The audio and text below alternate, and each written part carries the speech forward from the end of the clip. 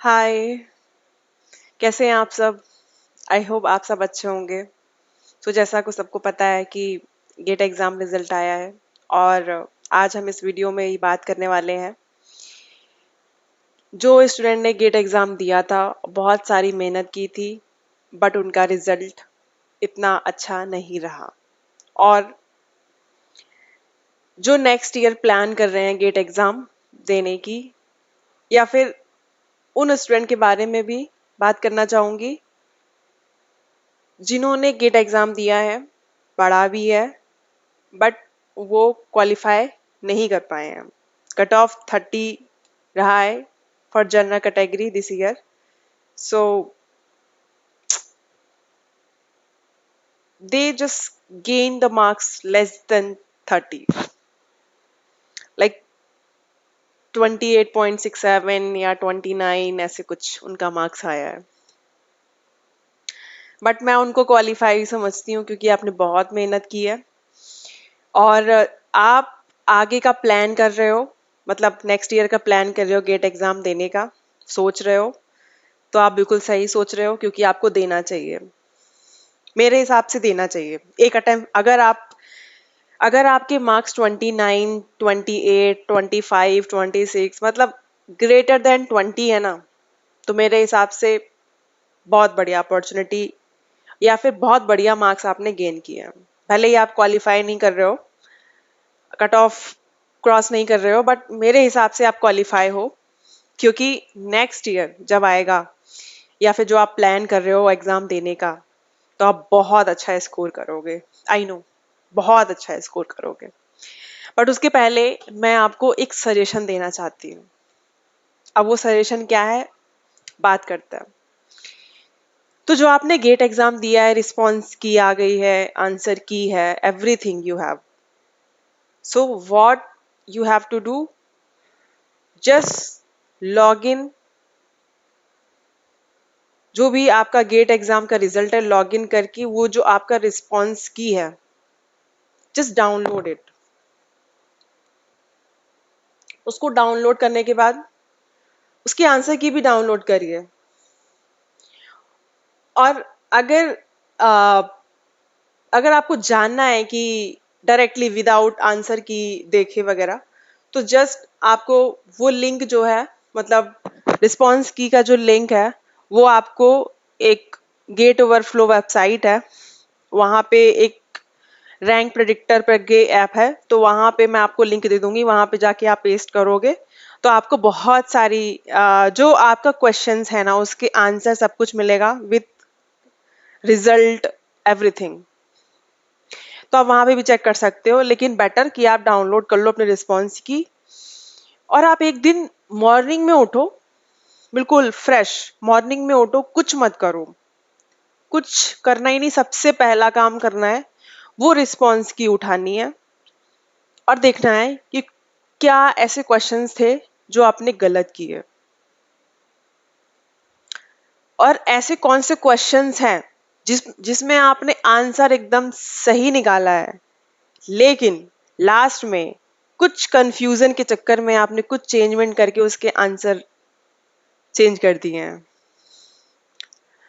और आपको ये भी देखना है, सबसे पहले आप एक लिस्ट बनाओ कि कौन से क्वेश्चन किस टॉपिक के, किस सब्जेक्ट के आपके गलत हुए हैं, और वो टॉपिक आपने पढ़ते वक्त कितना पढ़ा था। मतलब वो आपका स्ट्रॉन्ग टॉपिक है, मतलब आपका स्ट्रॉन्ग एरिया है, वो एक स्ट्रॉन्ग सब्जेक्ट है, या आपको वो आता नहीं था, आपने ऐसे ही अटेम्प्ट किया था, वो क्वेश्चंस गलत हो गए, उसमें माइनस मार्किंग आपकी मार्क हुई है।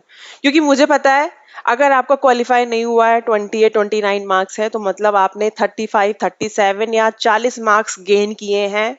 और निगेटिव मार्किंग, कुछ नॉर्मलाइजेशन, क्योंकि गेट एग्जाम के 2 पेपर हुए थे, सेट 1 सेट 2। सेट 1 का कठिन पेपर था, सेट 2 का सरल पेपर था, तो दोनों का मिला जुला के जो बैलेंस करके वो नॉर्मलाइज करते हैं, तो उससे आपका मार्क्स कुछ कम हो गया होगा।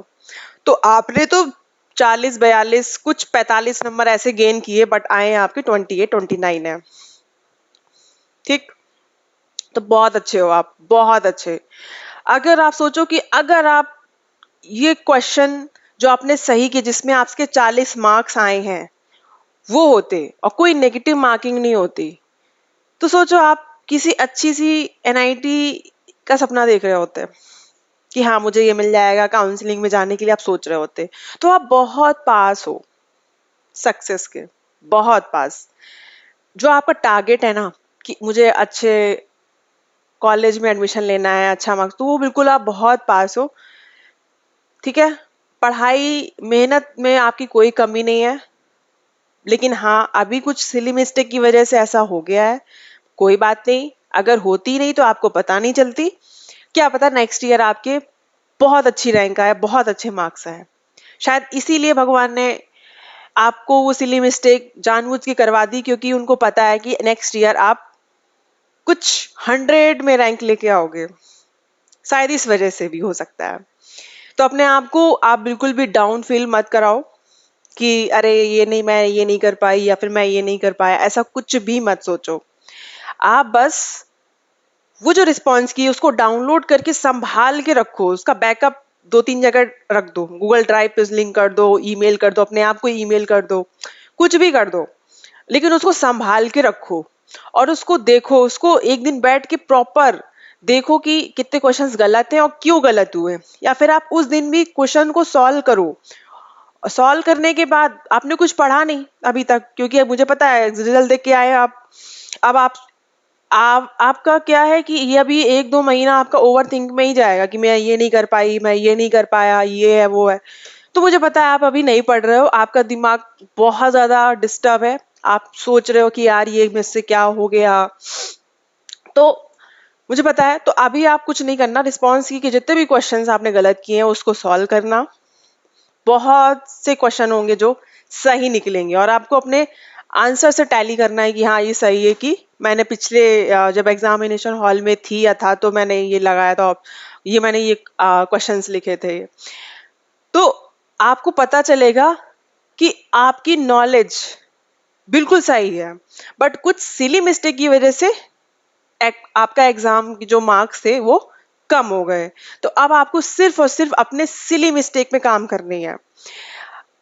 अगर आपकी हर एक टॉपिक बहुत ही स्ट्रांग है, हर एक चीज बहुत अच्छी है, आपने बहुत अच्छे से पढ़ाई की है और आप सोच रहे हो कि मुझे नेक्स्ट ईयर गेट देना है, इस साल मेरा अच्छा मार्क्स नहीं आया, आप फिर से पढ़ रहे हो, तो मत करो ये।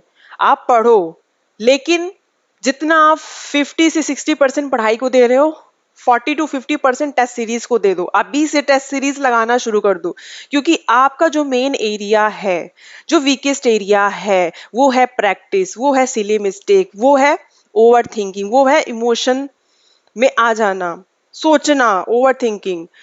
तो जब आप प्रैक्टिस करोगे ना टेस्ट सीरीज की, क्वेश्चन जितना आप सोचोगे कि आप क्रिएट करोगे कि मैं एग्जामिनेशन हॉल में हूँ, मैं सोच रही हूँ, मैं ऐसा क्वेश्चन सॉल्व कर रही हूँ, जितनी सिली मिस्टेक करनी है ना, वो आपको इन टेस्ट सीरीज में करनी है, ताकि जब आप एग्जामिनेशन हॉल में जाओ तो ये सिली मिस्टेक आपसे रिपीट ना हो, क्योंकि आप उन्हीं सिली मिस्टेक को एनालाइज करके सीखने वाले हो।